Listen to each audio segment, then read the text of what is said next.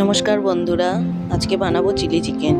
চিকেনের পিসগুলোকে ভালো করে ধুয়ে হলুদ, লঙ্কার গুঁড়ো, ধনের গুঁড়ো, জিরের গুঁড়ো, গোলমরিচের গুঁড়ো, আদা রসুন বাটা, কাঁচা লঙ্কা বাটা দিয়ে ভিনিগার দিয়ে ম্যারিনেট করে রাখবো কিছুক্ষণ।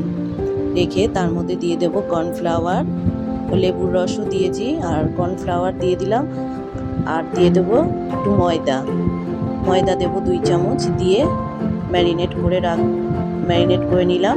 তারপর একটা ডিম ফাটিয়ে এই চিকেনের মধ্যে দিয়ে দেব। ডিম ফাটিয়ে দিলাম, তারপর তেল গরম হয়ে গেল। এবার আস্তে আস্তে আমি চিকেনের পিসগুলোকে ফ্রাই করে নেব লাল লাল করে। ফ্রাই হয়ে গেল, এবার আমি চিকেনগুলোকে তুলে নিলাম। এবার এর মধ্যে ফোড়নে দিলাম তেজপাতা, শুকনো লঙ্কা আর গোটা গরম মশলা। তারপর দিয়ে দিলাম ক্যাপসিকাম, তারপর দিয়ে দিলাম পেঁয়াজ। তারপর হালকা হালকা ভেজে নিয়ে, বেশি ভাজবো না, হালকা ভেজে নিয়ে নুন দিয়ে হালকা ভেজে নিয়ে চিকেনের পিসগুলোকে এর মধ্যে দিয়ে দিলাম। তারপর একটু নাড়াচাড়া করার পর আমি এখানে সস দিয়ে দিলাম। এর মধ্যে tomato sauce, chilli sauce, green chilli sauce, soya sauce মেশানো আছে।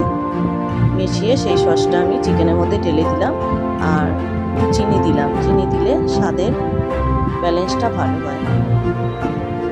চিনি দিয়ে নাড়াচাড়া করে দিলাম। আর এটা দিচ্ছি কর্নফ্লাওয়ার গোলা জল।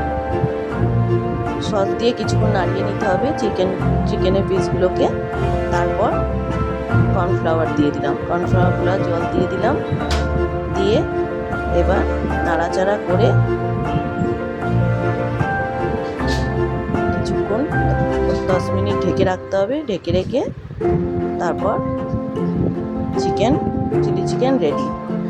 দেখুন আমার চিলি চিকেন রেডি হয়ে গেছে। লাস্টে একটু ধনেপাতা ছিটিয়ে দিলাম। আমার ধনেপাতা ফ্লেভারটা আমরা ভালো খাই, আপনারা চাইলে দেবেন, না চাইলে দেবেন না। আমার রেডি চিলি চিকেন।